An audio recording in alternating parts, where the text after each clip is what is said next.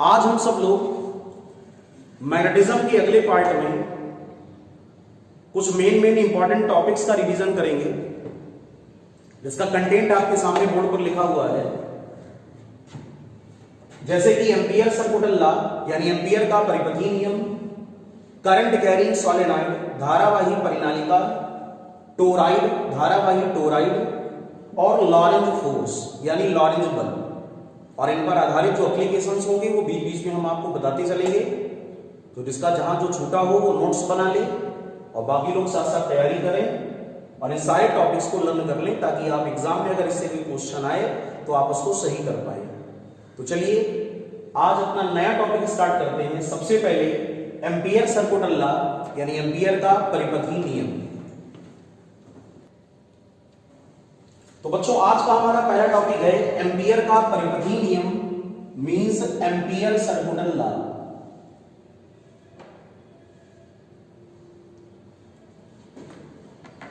Ampere का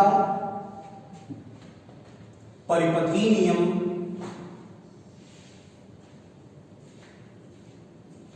अर्थात ampere circuital law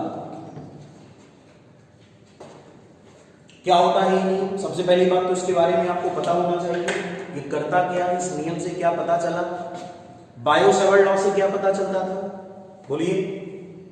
magnetic field की वैल्यू, चुंबकीय क्षेत्र का मान यानी परिमाण, the magnitude of magnetic field is determined by Biot-Savart law. ठीक, बायो-सेवर्ट लॉ कहां अप्लाई हुआ? किसी भी करंट कैरिंग कंडक्टर के लिए, धारावाही चालक के लिए बायो-सेवर्ट का नियम लगा। इसी प्रकार एक दूसरा नियम भी होता है जिससे हम लोग चुंबकीय क्षेत्र की गणना करते हैं, मैग्नेटिक फील्ड को फाइंड आउट करते हैं, और ये नियम प्रोवाइड किसने किया? एम्पियर ने, और इसीलिए इस नियम का नाम क्या पड़ गया? एम्पियर का परिपथीय नियम मींस एम्पियर्स सर्कुटल लॉ। ठीक है बच्चों, सबको क्लियर हो गया? तो क्या आज हम पढ़ने जा रहे हैं? Ampere circuital law. तो एम्पियर का परिपथीय नियम क्या कहता था कि अगर हमारे पास कोई भी एक करंट कैरिंग कंडक्टर हो, धारावाही चालक, जिसमें आई एम्पियर की वैद्युत धारा बहती हो, consider a current carrying conductor in which I ampere current flows, जैसा कि आपके सामने बोर्ड में बना हुआ है। और हम लोग एक काम करें, इस कंडक्टर के अराउंड एक बंद लूप बना दें, जिसको क्लोज्ड लूप कहा जाता है। ठीक है, कंडक्टर कौन सा है? एक्स वाई, और ये है क्लोज्ड लूप। इसको बंद लूप भी कहते हो, इसको एम्पियर का लूप भी कहते हो। और इससे आर दूरी पर कोई भी एक पॉइंट पी है जो इसी लूप पर है। यहां पर जो मैग्नेटिक फील्ड है वो है बी वेक्टर। ठीक है, और ये जो आपने वृत्तीय लूप बनाया है, सर्कुलर लूप, इसकी अल्पांश लंबाई है dl, smaller length element is dl, और यहां पर dl का एक लीनियर वेक्टर है जिसको बोलते हो dl वेक्टर, अल्पांश लंबाई का सदिश, smaller linear element dl vector. और dl वेक्टर और b दोनों की डायरेक्शन कैसी है? सेम। तो एम्पियर ने क्या बताया? एम्पियर ने हम लोगों को यह बताया कि किसी भी बंद परिपथ में जो लाइन वेक्टर का क्लोज इंटीग्रेशन होगा b डॉट dl, वो म्यू नॉट टाइम्स होगा आई नेट के। आई नेट माने क्या होता है? परिणामी धारा या नेट करंट, जो किसके द्वारा घिरी हो? सराउंडेड बाई सर्कुलर पाथ, वृत्तीय पथ के द्वारा घिरी धारा। तो आई या फिर आई नेट, इसको बोलते हो current enclosed by circular path, वृत्तीय पथ के द्वारा घिरी धारा आई नेट। और म्यू नॉट को क्या बोलते हो? निर्वात की चुंबकशीलता means permeability of free space, निर्वात की चुंबकशीलता, permeability of free space English Hindi दोनों मीडियम के बच्चे ध्यान से समझा करें। लेक्चर दोनों में हम पढ़ाते हैं ताकि किसी को भी कोई प्रॉब्लम ना हो। तो परबिलिटी माने चुंबकशीलता, फ्री स्पेस, निर्वात। और बी डॉट डीएल में जानते हो, बी डॉट डीएल को बोला जाता है line integration of magnetic field, ठीक है, या close integration of magnetic field.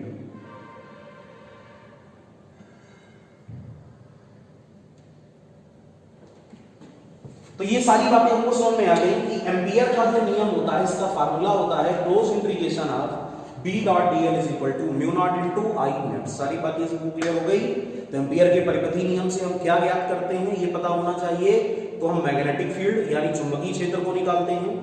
I net क्या होता है, परिणामी धारा जो किसके द्वारा घिरी हो, वृत्तीय लूप के द्वारा। और म्यू नॉट को क्या बोलते हो, निर्वात की चुंबकशीलता, permittivity of free space.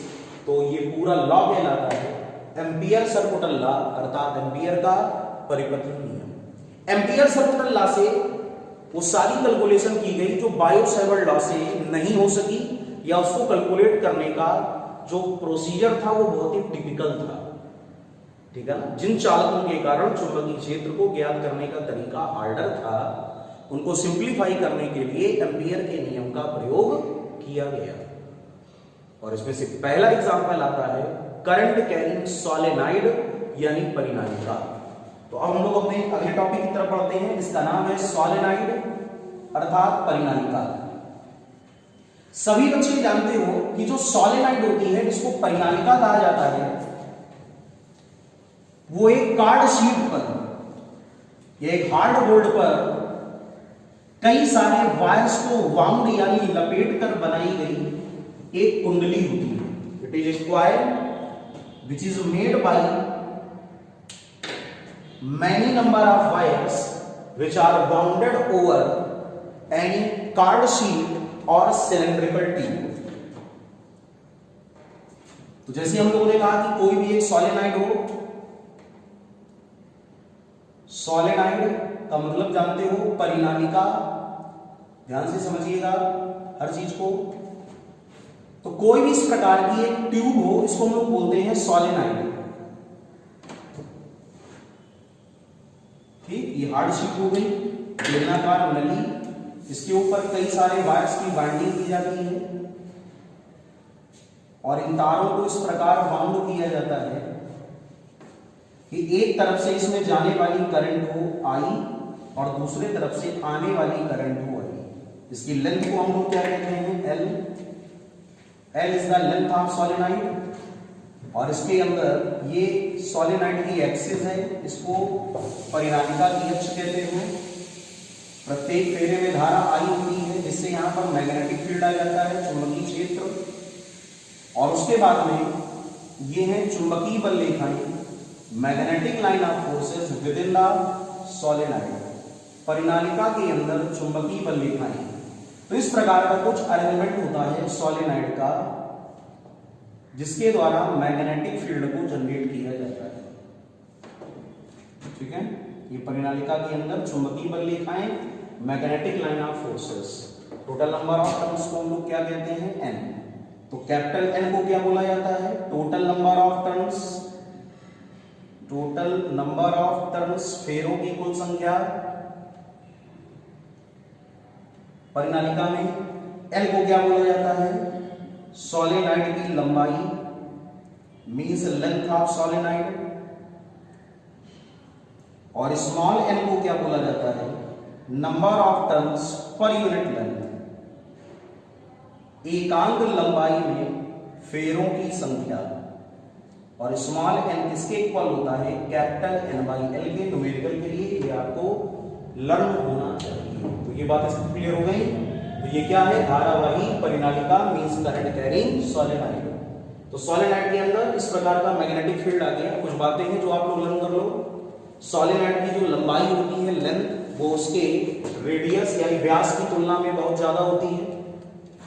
Solenoid के अंदर जो मैग्नेटिक लाइन ऑफ फोर्सेस होती हैं, वो अक्ष पर यानी एक्सिस पर या सोलेनॉइड के सेंटर पे, सी इज द सेंटर, सोलेनॉइड के सेंटर पे चुंबकीय बल रेखाएं कैसी होती है, पैरेलल एंड इक्विडिस्टेंट। परिनालिका के केंद्र पर, at the centre of solenoid, चुंबकीय बल रेखाएं, मैग्नेटिक लाइन ऑफ फोर्सेस, बल रेखाएं means magnetic line of forces समांतर और समदूरस्थ होती हैं, parallel and equidistant, parallel and equidistant. ठीक, ये पॉइंट याद कर लेना। जबकि परिनालिका के अगर सिरों की बात की जाए तो at the ends of solenoid चुंबकीय बल रेखाएं वक्राकार, कर्व, कैसी होती हैं? कर्व होती हैं, मींस वक्राकार होती हैं। कहां पर? इसको एंड कहते हो, एंड माने सिरा, ये भी एंड हो गया, एंड माने सिरा। तो परिनालिका के सिरों पर चुंबकीय बल रेखाएं कैसी होती हैं? वक्राकार। परिनालिका के अंदर चुंबकीय बल रेखाएं कैसी होती हैं? समांतर और समदूरस्थ। उसके बाद जो सोलेनॉइड होती है, ध्यान रखना, परिनालिका से बाहर, परिनालिका के केंद्र पर, पहले आपको हम बता दें, ये भी आपके लिए इंपॉर्टेंट है, परिनालिका के केंद्र पर चुंबकीय क्षेत्र, जो मैग्नेटिक फील्ड होता है, वो सबसे ज्यादा होता है। कैसा होता है? सबसे ज्यादा होता है, means D is equal to B max होता है। तो सबसे ज्यादा मैग्नेटिक फील्ड कहां पर होता है? सोलेनॉइड के सेंटर पर होता है। उसके बाद परिनालिका के सिरों पर चुंबकीय क्षेत्र, जो मैग्नेटिक फील्ड होगा एट एंड्स ऑफ सोलेनॉइड, सिरों पर चुंबकीय क्षेत्र न्यूनतम होता है, सबसे मिनिमम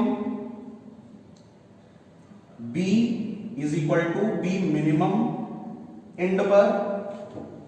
और उसके बाद लर्न करने वाला पॉइंट याद कर लो कि परिनालिका से बाहर, आउटसाइड फ्रॉम द सोलेनॉइड, परिनालिका से बाहर चुंबकीय क्षेत्र मींस मैग्नेटिक फील्ड, परिनालिका से बाहर चुंबकीय क्षेत्र शून्य होता है, विल बी 0। तो कुछ बातें ही हम लोग को याद करने वाली हैं सोलेनॉइड के लिए। सोलेनॉइड है क्या? जिसकी लेंथ इसके डायमीटर या व्यास की तुलना में क्या हो? बहुत ही ज्यादा, उसको सोलेनॉइड कहते हैं। सोलेनॉइड में फेरों की कुल संख्या को क्या बोला जाता है? Capital N। सोलेनॉइड की लेंथ को क्या कहते हो? Small l। सोलेनॉइड में पर यूनिट लेंथ में नंबर ऑफ टर्न, एकांक लंबाई में फेरों की संख्या को क्या कहते हो? Small n। और स्मॉल n बराबर क्या होता है? Capital N/L। उसके बाद क्या क्या बातें याद रखनी है? ये सेंटर है, ये एंड है, एंड माने सिरे। तो परिनालिका के अंदर सेंटर पर चुंबकीय बल रेखाएं, magnetic line of forces parallel होती हैं और इक्विडिस्टेंट होती हैं, समांतर और समदूरस्थ। सिरों पर चुंबकीय बल रेखाएं वक्राकार होती हैं, कर्व। सेंटर पे मैग्नेटिक फील्ड सबसे क्या होता है? ज्यादा, तो यहां पर होता है B मैक्स। एंड पर मैग्नेटिक फील्ड होता है सबसे कम, तो यहां पर होता है B मिनिमम। और अगर हम लोग बात करें बाहर, यहां पर या फिर यहां कहीं पर, परिनालिका से बाहर और दूर, तो मैग्नेटिक फील्ड क्या होता है? 0, means B is equal to 0। ये बातें सबको समझ में आ गई? बहुत ही इंपॉर्टेंट चीजें ये सारी, इनको लर्न कर लेना एग्जाम के लिए। काफी मोस्ट इंपॉर्टेंट सेगमेंट होता है ये सोलेनॉइड का, जो आपको हर प्रकार से तैयार होना चाहिए। नोट कर ले फटाफट।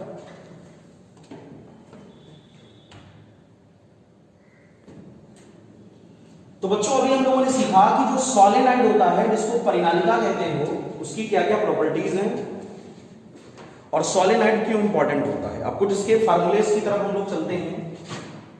सबसे पहले याद रखा करो कि परिनालिका के सेंटर पे, यानी केंद्र पर, किसी भी न्यूमेरिकल में अगर हमको मैग्नेटिक फील्ड निकालना हो,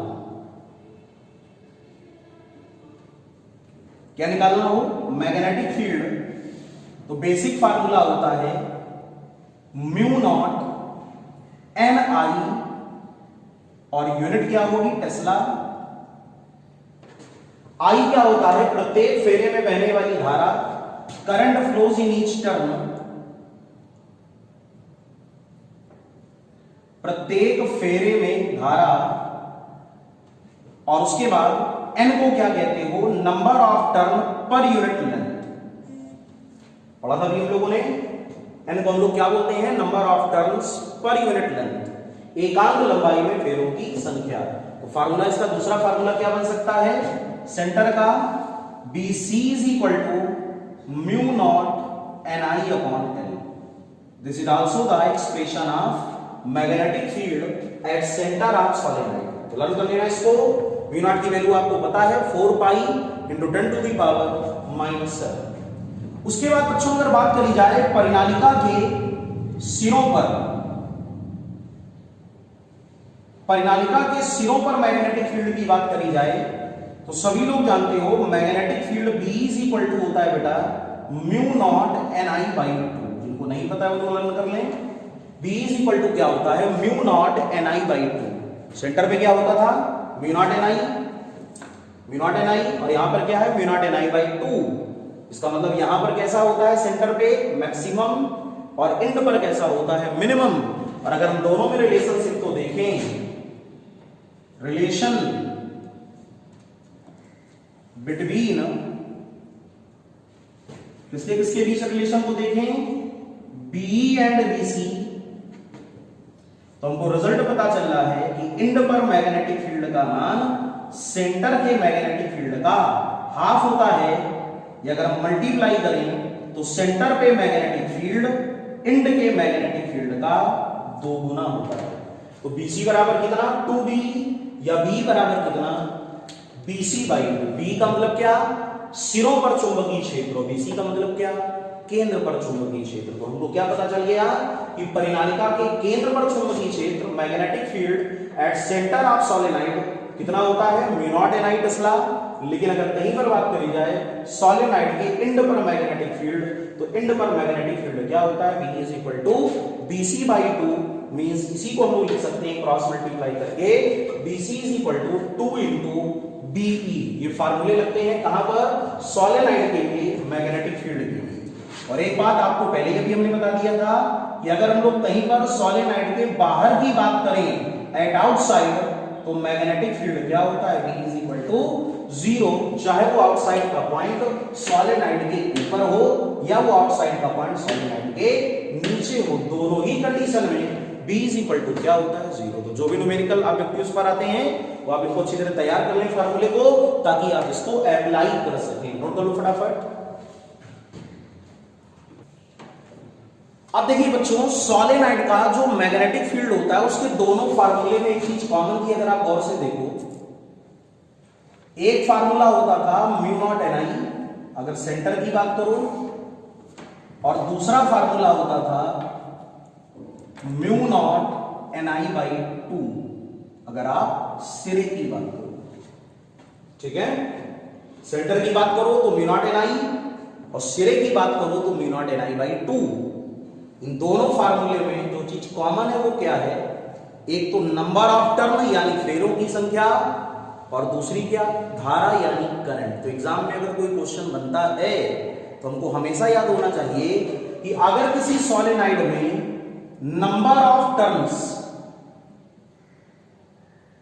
फेरों की संख्या को बढ़ा दिया जाए तो मैग्नेटिक फील्ड भी बढ़ जाता है। एक तो ये आप इसको याद कर लो कि यदि किसी भी एन से, स्मॉल एन से कंफ्यूज ना होना, स्मॉल एन क्या होता है, कैपिटल N/L।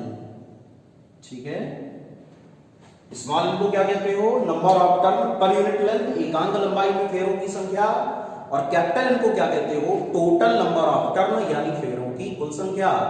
तो अगर टोटल नंबर ऑफ टर्न को हम लोग बढ़ा भी दें या कैपिटल एन के मान को बढ़ा दें तो मैग्नेटिक फील्ड का मान बढ़ जाता है। इंपॉर्टेंट ऑप्शनल होता है ये, आप इसको तैयार कर लें। साथ साथ हमको क्या पता होना चाहिए कि करंट I का भी टर्म है। इसका मतलब क्या हुआ कि अगर सोलेनॉइड में बहने वाली विद्युत धारा को बढ़ा दिया जाए तो भी मैग्नेटिक फील्ड क्या हो जाता है, बढ़ जाता है। धारा के मान को बढ़ाने पर on increasing the current flows in the solenoid it's magnetic field also increases. तो एक ऑप्शनल ये लर्न कर लो, एक ऑप्शनल ये भी लर्न कर लो कि धारा बढ़ जाने पर चुंबकीय क्षेत्र बढ़ेगा, फेरों की संख्या बढ़ जाने पर भी चुंबकीय क्षेत्र का मान बढ़ेगा। और साथ में ये आप बात याद कर लो कि अगर किसी परिनालिका के अंदर कोई भी एक फेरोमैग्नेट रख दिया जाए, फेरोमैग्नेट माने लौह चुंबक, अगर किसी सॉलिनॉइड के अंदर कोई फेरोमैग्नेट रख दिया जाए तो लौह चुंबकीय पदार्थ की उपस्थिति में in presence of ferromagnet, in presence of ferromagnet या आयरन की रॉड भी आप कह सकते हो, मैग्नेटिक फील्ड आल्सो इंक्रीजेस, चुंबकीय क्षेत्र बढ़ जाता है। तो ये आप तीन ऑप्शनल बिल्कुल लर्न कर लें कि सोलेनॉइड में नंबर ऑफ टर्न को बढ़ाने पर मैग्नेटिक फील्ड बढ़ता है, सोलेनॉइड में इलेक्ट्रिक करंट की वैल्यू को बढ़ा देने पर भी मैग्नेटिक फील्ड बढ़ जाता है, और सोलेनॉइड के अंदर अगर कोई लोहे की छड़ या जैसे कोई फेरोमैग्नेट रख दिया जाए तो भी इसका मैग्नेटिक फील्ड बढ़ जाता है। तो ये तीन ऐसी बातें हैं जिन पर सोलेनॉइड का मैग्नेटिक फील्ड डिपेंड करता है। इसको बोलते हो परिनालिका का चुंबकीय क्षेत्र, magnetic field of the solenoid. तो फार्मूले भी लर्न कर लेना, और साथ में ये भी पता होना चाहिए कि जो मैग्नेटिक फील्ड है वो किन किन बातों पे डिपेंड करता है या डिपेंड नहीं करता। क्लियर? ये हो गई धारावाही परिनालिका, जो एकांत और एक समान चुंबकीय क्षेत्र उत्पन्न करने की युक्ति है। It is a device which is used for producing uniform magnetic field, और इसको हम लोग आर्टिफिशियल मैग्नेट यानी कृत्रिम चुंबक भी कहते हैं, क्योंकि इसके द्वारा जो मैग्नेटिक फील्ड होता है कैसा होता है, आर्टिफिशियल, हमारे द्वारा बनाया गया चुंबकीय क्षेत्र, इसको बढ़ाया और घटाया जा सकता है। ठीक है, अब हम लोग अपना नया टॉपिक स्टार्ट करेंगे जिसको हम लोग कहते हैं टोराइड।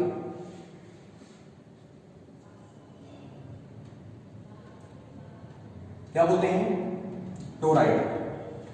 क्या होती है टोराइड? टोराइड भी एक प्रकार की सोलेनॉइड है, लेकिन ये कैसी सोलेनॉइड है?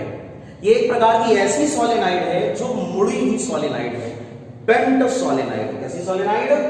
Bent solenoid. तो अगर कोई सोलेनॉइड इस प्रकार बेंट कर दी जाए, वृत्ताकार, इसको हम लोग बोलते हैं सर्कुलर सोलेनॉइड या वृत्ताकार परिनालिका। ये देखिए, अगर किसी सोलेनॉइड को हम लोग इस प्रकार बेंट कर दें और उसमें कई सारे कॉपर वायर्स की बाइंडिंग कर दें, तो इसको भी हम लोग क्या बोलते हैं? टोराइड। क्या बोलते हैं? टोराइड। इसके में जो फ्लो होने वाला जो करंट है वो कितने एम्पीयर का? आई, और इसको बोला जाता है टोराइड की कोर। टोराइड की कोर यानी क्रोड। क्लियर? क्रोड कह दो या कोर कह दो, कोर। और उसके बाद ये इंटरनल रेडियस होती है R1, ये एक्सटर्नल रेडियस होती है R2, ये सेंटर होता है C, ध्यान रखिएगा। और नंबर ऑफ टर्न्स को अब भी हम लोग क्या बोलते हैं? Capital N, total number of turns. Clear? तो इसको बोला जाता है करंट कैरिंग टोराइड यानी धारावाही टोराइड। तो धारावाही टोराइड एक कैसी युक्ति है?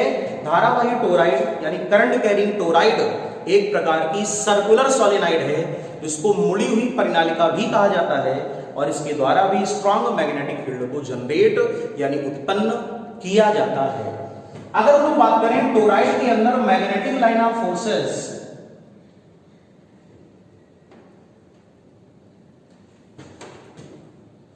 चुंबकीय बल रेखाएं, ठीक है, तो वो हमेशा कैसी होती हैं? सर्कुलर। सर्कुलर का मतलब वृत्ताकार। लर्न कर लेना, टोराइड के अंदर मैग्नेटिक लाइन ऑफ फोर्सेस कैसी होती हैं? सर्कुलर होती है, कोसेंट्रिक सर्कल। उसके बाद अगर बात करें कि टोराइड की क्रोड में मैग्नेटिक फील्ड कितना होता है, तो कोर में मैग्नेटिक फील्ड होता है mu naught N I naught. यहां पर आई नॉट को बोला जाता है current flows in each turn of toroid. Toroid के प्रत्येक फेरे में बहने वाली धारा। Current flows in each turn of toroid. Small N को जानते ही हो, number of turns per unit length, एकांक लंबाई में फेरों की संख्या। इसका basic formula capital N by L होता है। बस यहां पर यह ध्यान देने वाली बात है कि एल को बोलते हो टोराइड की लंबाई, और यहां पर टोराइड की लंबाई सरकमफेरेंस में है, तो एल की जगह हम लोग क्या लेते हैं 2 पाई आर, जो कि परिधि है। तो यहां पर हम लोग इसी फार्मूले को लिखते हैं N upon 2 pi small R, और स्मॉल आर को बोलते हो मीन रेडियस, माध्य त्रिज्या, और जो स्मॉल आर होता है that is equal to R1 plus R2 by 2। ये बात क्लियर हो गई। तो टोराइड के अंदर का जो मैग्नेटिक फील्ड होता है टोर का, उसका फार्मूला बड़ा इंपॉर्टेंट है पेपर के लिए। वो फार्मूला होता कितना है, B is equal to mu naught small N I naught, और स्मॉल एन को क्या बोला जाता है, number of turns per unit length of the toroid. अगर हम लोग बात करें टोराइड के बाहर एट आउटसाइड, तो आउटसाइड मैग्नेटिक फील्ड क्या होता है, 0, जैसे सॉलिनॉइड में होता था।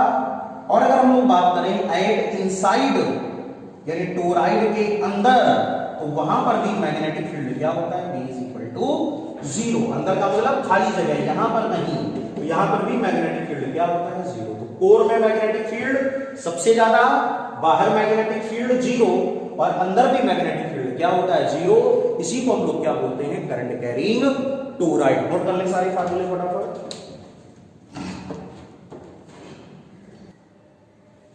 तो अभी बच्चों हम लोगों ने ये पढ़ा कि जो सॉलिनॉइड होती है परिनालिका, उसका मैग्नेटिक फील्ड कैसे हम लोग काउंट करेंगे, टोराइड जो होती है उसका मैग्नेटिक फील्ड कैसे काउंट करेंगे। अब एग्जाम का एक बहुत इंपॉर्टेंट टॉपिक होता है, आपको भी पता है, आप लोगों ने पढ़ा भी होगा, जिसको हम लोग बोलते हैं लॉरेंज फोर्स। क्या बोलते हैं, लॉरेंज बल या Lorentz force.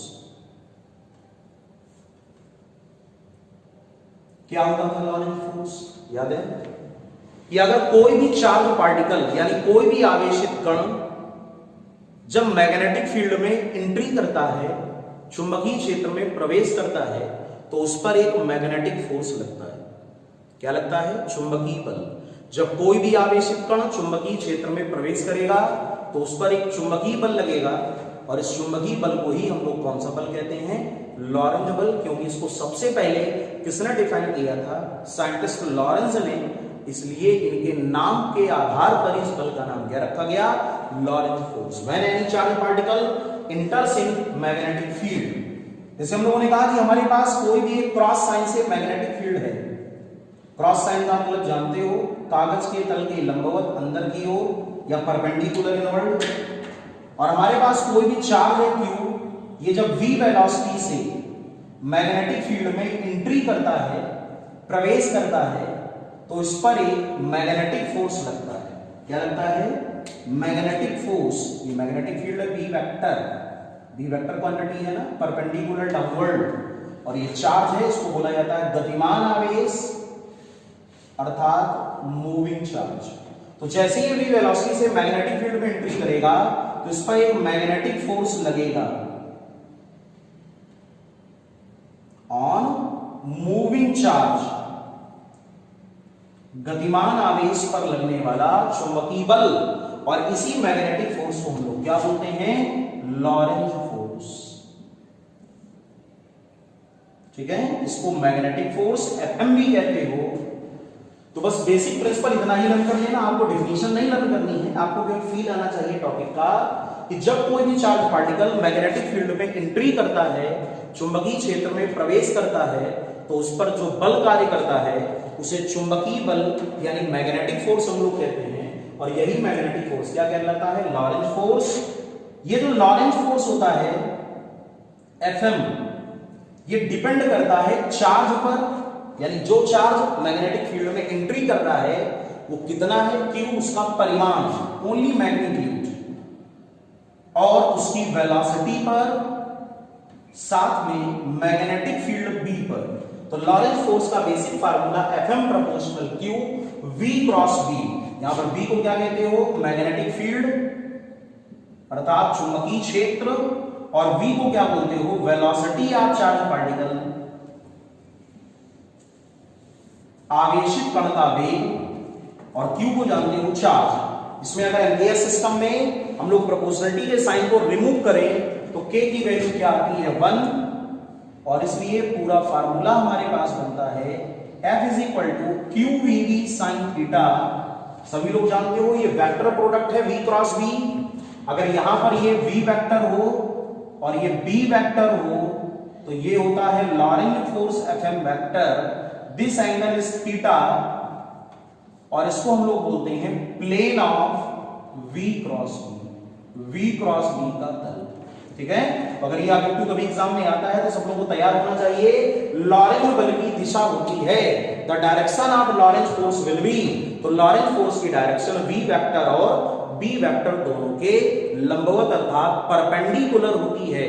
The direction of Lorentz force is perpendicular to the both V vector and B vector, और थीटा को बोला जाता है angle between V vector and B vector. कण के वेग और चुंबकीय क्षेत्र के बीच का जो कोण है उसको हम लोग क्या कहते हैं? थीटा, और थीटा को हम लोग कहते हैं क्या है? लॉरेंज बल, मींस लॉरेंज फोर्स। क्लियर? तो जैसे जैसे थीटा की वैल्यू चेंज होगी वैसे वैसे चुंबकीय बल यानी मैग्नेटिक फोर्स F का मान भी बदलेगा। थीटा की वैल्यू बदलने पर F का मान क्या होता है? बदल जाता है। कैसे बदलता है? अगर V वेक्टर और B वेक्टर पैरेलल हो, कब पैरेलल होंगे बोलो? जब आवेश चुंबकीय क्षेत्र की दिशा में प्रवेश करे, when charge enters in the direction of magnetic field, तो इसको बोलते हो parallelity, V and B parallel to each other. और जब V और B पैरेलल होंगे तो थीटा इज इक्वल टू कितना होगा? 0 डिग्री, और जब थीटा इज इक्वल टू 0 तो ऐसी दशा में Lorentz Fm is equal to QVB sine 0, और साइन 0 0 तो आवेशित कण पर कोई भी लॉरेंज बल कार्य नहीं करेगा, means Fm is equal to 0। तो ये भी याद कर लेना, किस दशा में? In which case there is no any Lorentz force acting on the charge particle, आवेशित कण पर कोई लॉरेंज बल कब नहीं कार्य करता? तो बड़ा बेसिक सा आंसर है, जब थीटा की वैल्यू क्या हो जाती है? 0, तो चार्ज पार्टिकल पर कोई भी लॉरेंज फोर्स कार्य नहीं करता। सबको क्लियर हो गया? उसके बाद अगर हम आपसे बोल दें कि आवेशित कण का वेग चुंबकीय क्षेत्र B के लंबवत हो, V is perpendicular to B, means theta is equal to 90, तो सभी बच्चे जानते हैं कि लॉरेंज फोर्स क्या होगा? सबसे ज्यादा, means force will B maximum, और फार्मूला क्या होगा? F max is equal to QED। तो किस दशा में लॉरेंज फोर्स सबसे मैक्सिमम होगा? बोलो किस दशा में? जब थीटा की वैल्यू क्या हो जाए? 90, तो मैक्स क्या होगा? QVB, और जब थीटा इज इक्वल टू 0 तो लॉरेंज फोर्स क्या होगा? 0। Fm is equal to 0 when theta is equal to 0, when theta is equal to 90, then Lorentz force also will be maximum। और अगर एंटी पैरेलल केस है, V vector is anti parallel to the B vector, परस्पर विपरीत दिशा में। अगर कोई charge particle magnetic field में परस्पर विपरीत दिशा में प्रवेश करता है, मैग्नेटिक फील्ड अगर वो ईस्ट में और चार्ज पार्टिकल मूव करे वेस्ट में, तो ऐसी दशा में थीटा इज इक्वल टू कितना होगा? 180, और जब थीटा इज इक्वल टू 180 होगा तो भी लॉरेंज फोर्स क्या होगा? Fm is equal to 0, charge particle पर कोई लॉरेंज फोर्स कार्य नहीं करेगा, means Fm is equal to 0। तो किस किस दशा में Fm 0 होगा?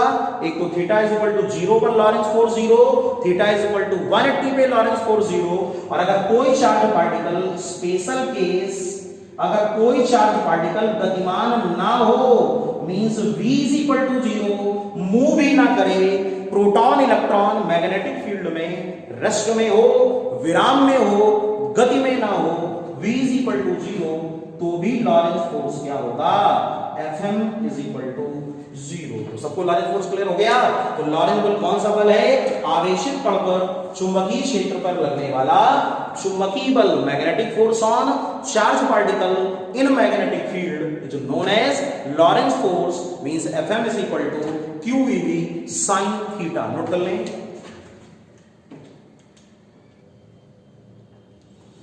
तो बच्चों अभी हम लोगों ने स्टडी किया कि जो लॉरेंज फोर्स होता है Fm is equal to QVB sin theta, सबको समझ में आ गया ना? कोई प्रॉब्लम तो नहीं हो रही आपको समझने में? नहीं हो रही होगी, सारी चीजें आपको हम क्लियर कर रहे हैं। फिर भी अगर कुछ लगे तो कमेंट सेक्शन में लिखा करो, ठीक?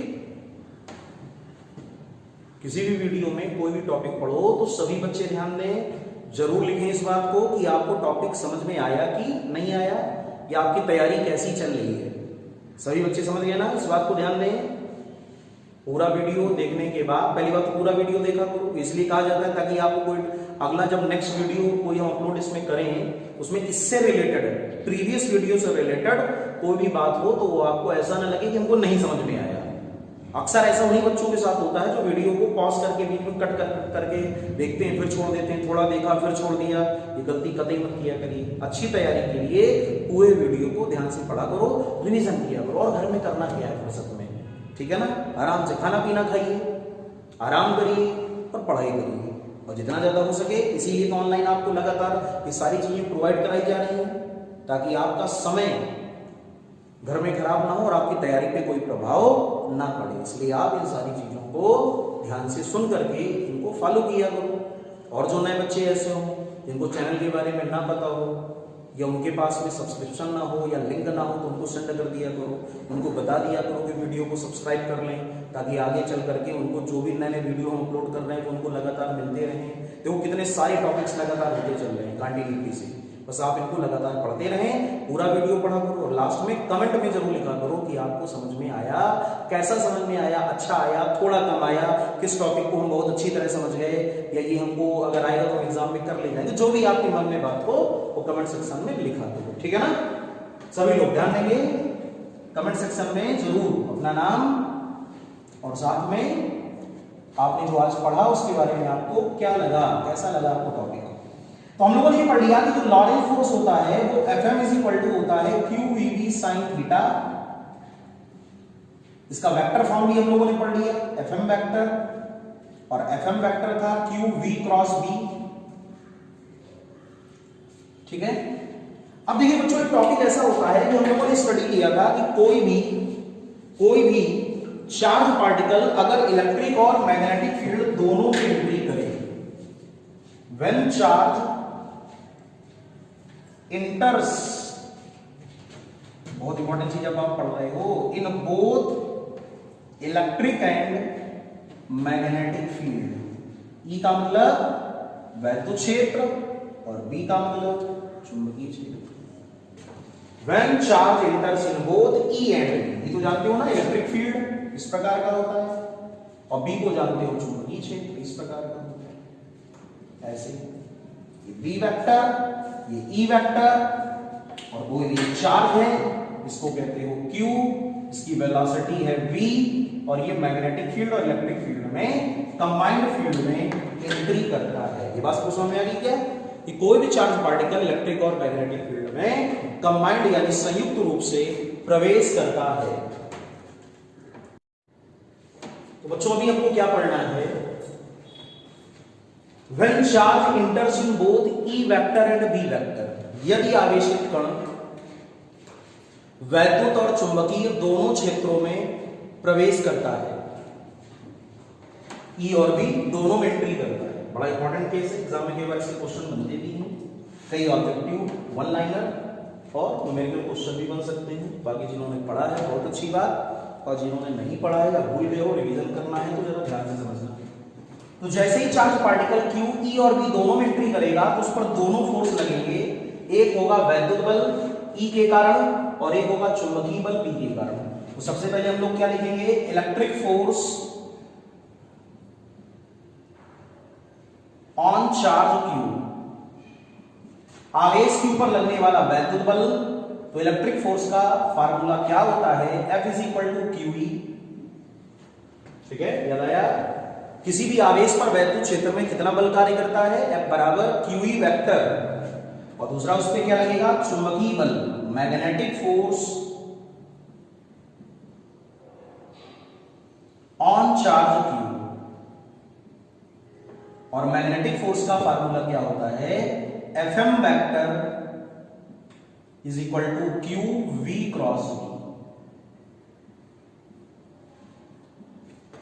ये इलेक्ट्रिक फोर्स और ये मैग्नेटिक फोर्स, वैद्युत बल और चुंबकीय बल दोनों हो गए। अब हम लोग क्या निकालेंगे, चार्ज पार्टिकल पर लगने वाला नेट फोर्स।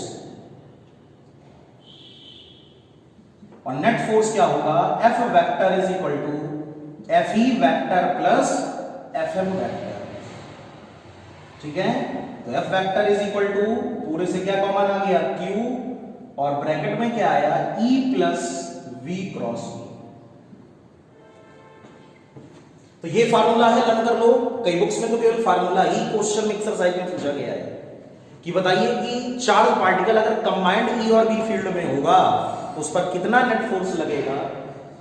तो F vector is equal to Q E vector plus V cross V। लेकिन ये फार्मूला केवल कब लागू होता है, जब चार्ज पार्टिकल E और B कंबाइंड फील्ड में एंट्री करे, ऐसे संयुक्त क्षेत्र में प्रवेश करे जहां पर E भी हो और B भी हो। ठीक है ना, सबको समझ में आ रहा है, वैद्युत क्षेत्र भी हो और चुंबकीय क्षेत्र भी हो। तो F vector is equal to क्या बनेगा, Q E vector plus V cross B। अगर मैग्नेटिक फील्ड ना हो तो B इज इक्वल टू 0, अगर B इज इक्वल टू 0 तो F is equal to QE, और अगर इलेक्ट्रिक फील्ड ना हो तो E इज इक्वल टू 0, और E इज इक्वल टू 0 तो क्या बनेगा, Q V क्रॉस V। इसको हम लोग बोलते हैं net force on charge particle in presence of both electric and magnetic field. सबको समझ में आ गया, नोट कर लीजिए फटाफट कि अगर चार्ज पार्टिकल यदि आवेशित कण संयुक्त वैद्युत और चुंबकीय क्षेत्र में प्रवेश करता है, when charge particle enters in combined electric and magnetic field, तो उस पर जो नेट बल कार्य करता है, the net force on charge particle, वो क्या होता है, तो फार्मूला है F vector is equal to Q E vector plus V cross V। तो ये सूत्र कब का है, जब आवेशित कण कंबाइंड मैग्नेटिक और इलेक्ट्रिक फील्ड में एंट्री करता है। बहुत इंपॉर्टेंट है, सबको समझ में आ गया होगा, बहुत अच्छा, क्लियर।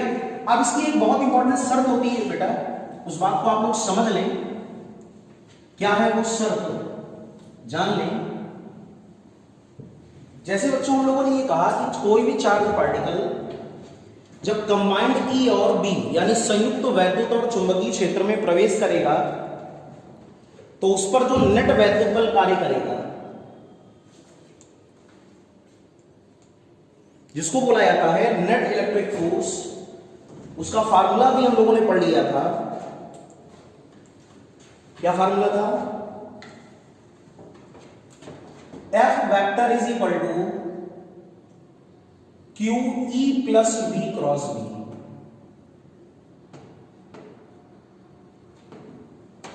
ये फार्मूला कब का है, जब आवेशित कण संयुक्त वैद्युत और चुंबकीय क्षेत्र में प्रवेश करता है, when charge particle moves in combined electric and magnetic field।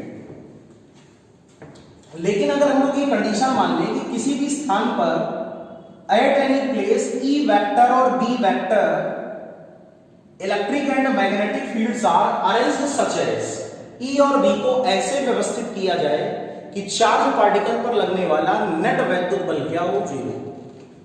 E and B are arranged such as the net electric force,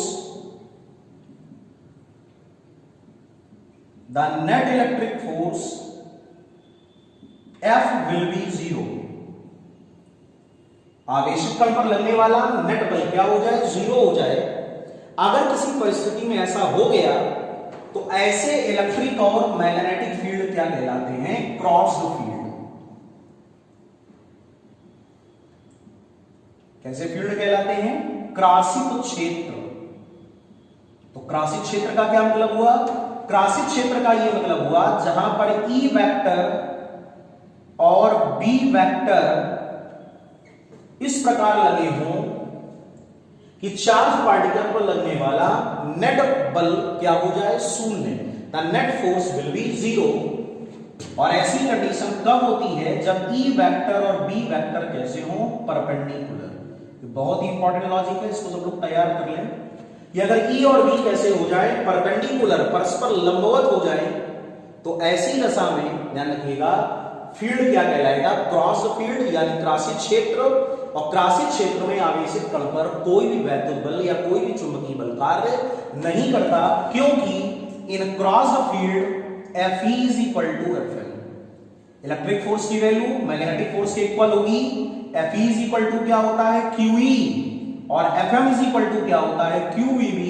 तो यहां से एक बड़ा इंपॉर्टेंट फार्मूला आ गया बेटा, E is equal to VB, या इसी को हम लोग लिखते हैं V is equal to E by B। तो एग्जाम में कई बार इस फार्मूले का न्यूमेरिकल आया है। V is equal to E by B वो वेलोसिटी है जिस वेलोसिटी से चार्ज पार्टिकल जब क्रॉस फील्ड में जाएगा तो वो अविक्षेपित होगा, अनडिफ्लेक्ट होगा, ना वो इलेक्ट्रिक फील्ड के इफेक्ट में आएगा ना वो मैग्नेटिक फील्ड के इफेक्ट में आएगा। यानी चार्ज पार्टिकल का पाथ क्या होगा, अनडेविएट, या फिर आप ये कहते हो वो सीधे चला